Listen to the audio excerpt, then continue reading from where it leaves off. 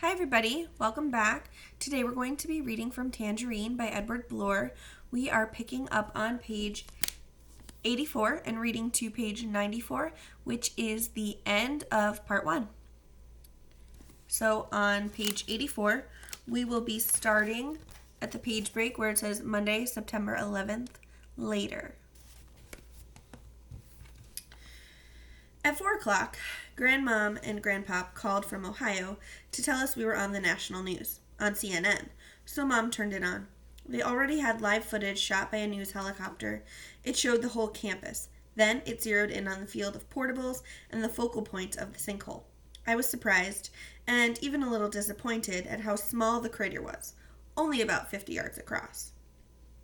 I was also surprised to hear that only a dozen kids were treated at the Tangerine County Medical Center, and all for minor injuries. Nobody was dead. Nobody was even kept overnight for observation.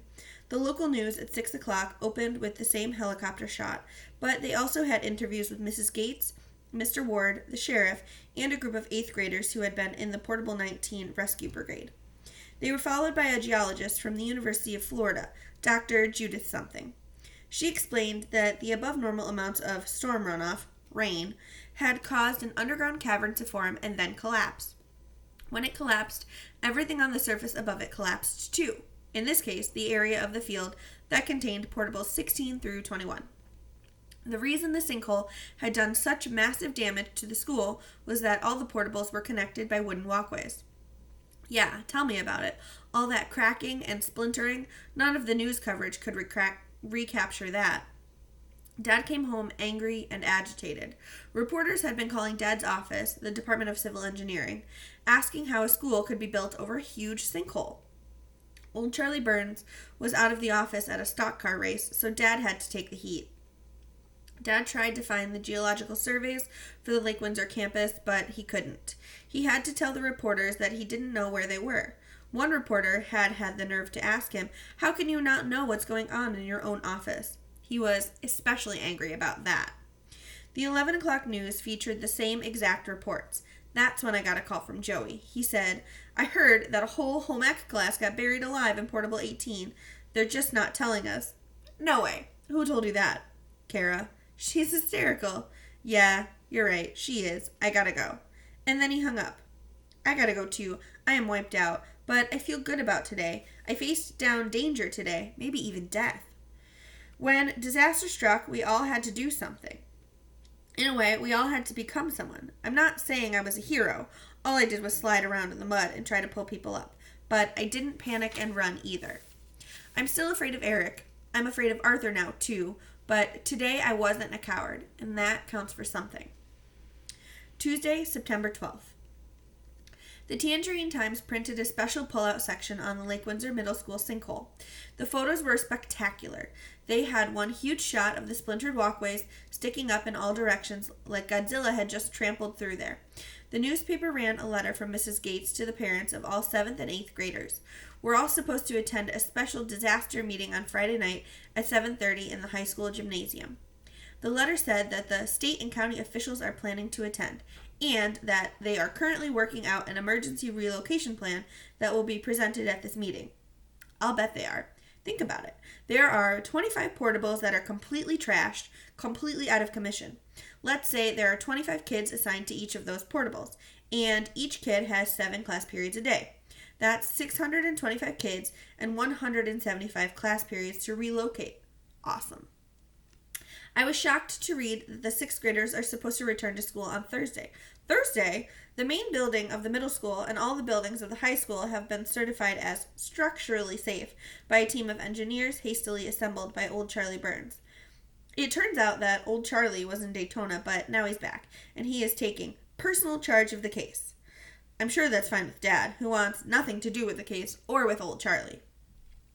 The field of portables, of course, has been certified as a disaster area. The engineers condemned everything within a 100-yard radius of the focal point of the sinkhole, which was right under Portable 19. The condemned area includes all of the portables, of course, but to the south it also includes a corner of the soccer field and all of the baseball diamond. To the north, it includes nearly all of the high school football bleachers that back up onto the middle school. There's extra land to the south, so the soccer field can be moved. But what about the steel-framed 30-row high, 100-yard long high school bleachers? They're not moving anywhere. They're condemned. Period. The football stadium has just lost half of its seating capacity. And Eric Fisher, the soon-to-be famous place kicker, has just lost half of his audience. Thursday, September 14th. Dad is the new director of civil engineering for Tangerine County. It happened quickly. Channel 2 ran an Eyewitness News special report about Old Charlie Burns last night at 6 p.m. Dad had Old Charlie's job by noon today. The Eyewitness News team really kicked butt. It turns out that in the 10-year, multi-million-dollar building boom on the west side of Tangerine County, Old Charlie's department never denied one request for a permit. They never sent out one inspector either. They let the developers hire their own inspectors and even fill out their own inspection reports.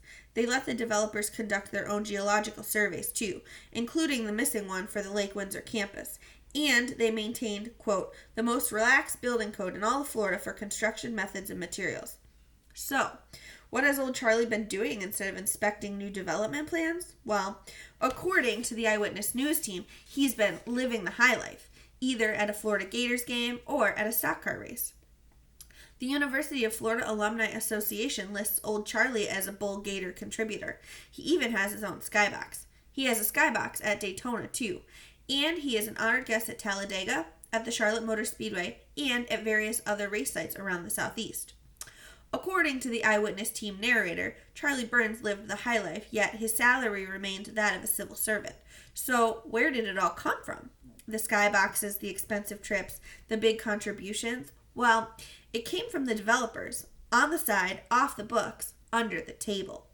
They wanted Charlie Burns out of the way, so they sent him to Charlotte, or to Darlington, or to Talladega. While he was gone, the estates at East Hampton and the villas at Versailles and Lake Windsor Downs and the middle school high school complex all went up, unsurveyed, unsupervised, and unsafe. By the time the report was finished, Old Charlie was roadkill.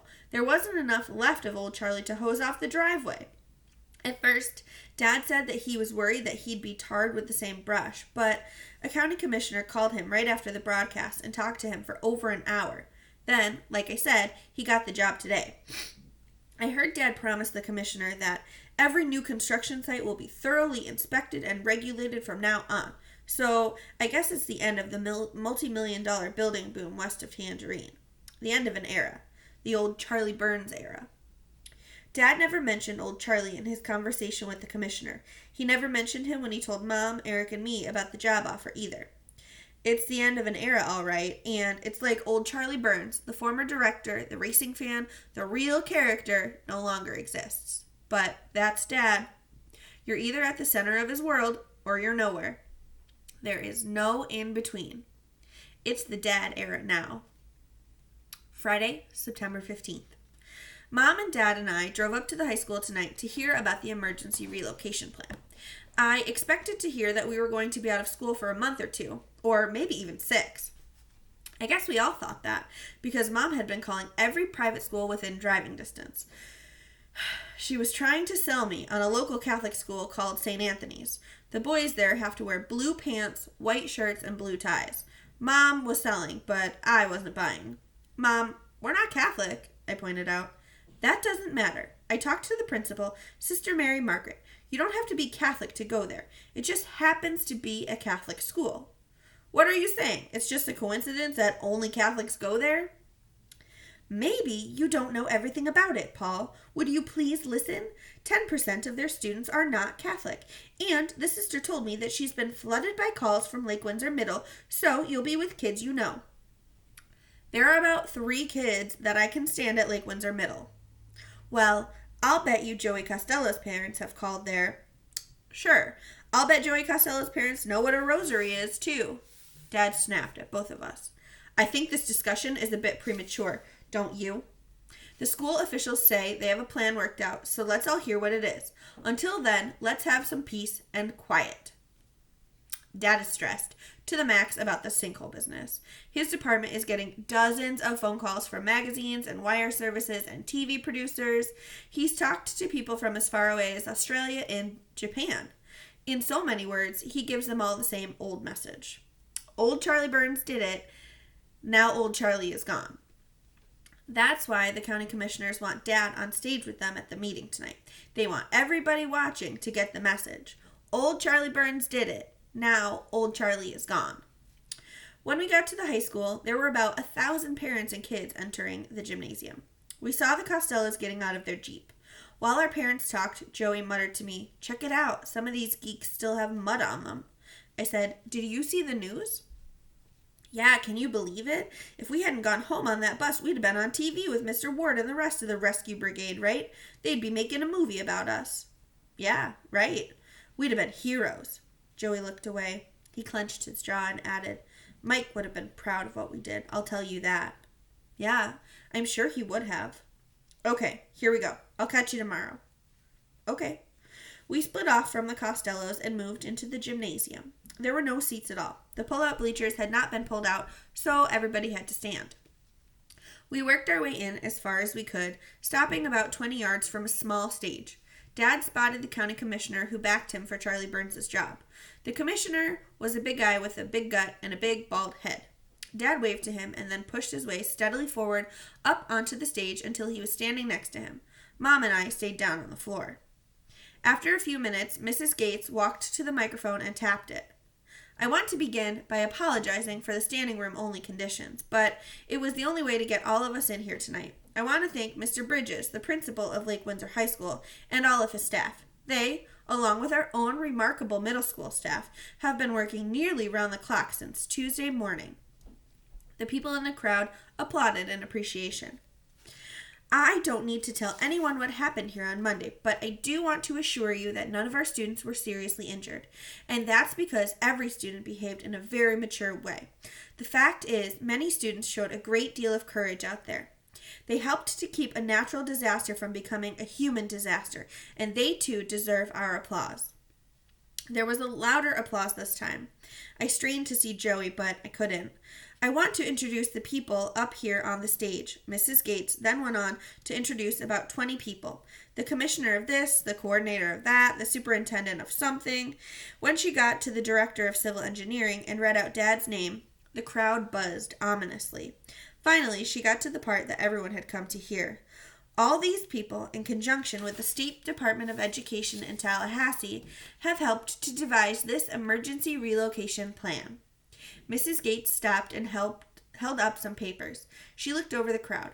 I cannot stress too strongly that this is all temporary. This is a plan to hold us over until we fixed our problem, fixed it quickly, and fixed it completely. The Department of Civil Engineering, she stopped and looked down at her notes, under the new direction of Mr. Fisher, has a small army of contractors at work out there. They will make sure that the sinkhole is completely stabilized and that there is zero chance of this ever happening again. Mrs. Gates paused, but no one applauded. Now, the estimated timetable for repairs to our school, and that means restoring everything to just the way it was, is 3 months. Our target date for returning to normal life at Lake Windsor Middle is January 8th, the start of the new term. For the remainder of this term, we will all go by this emergency relocation plan, which goes into effect on Monday.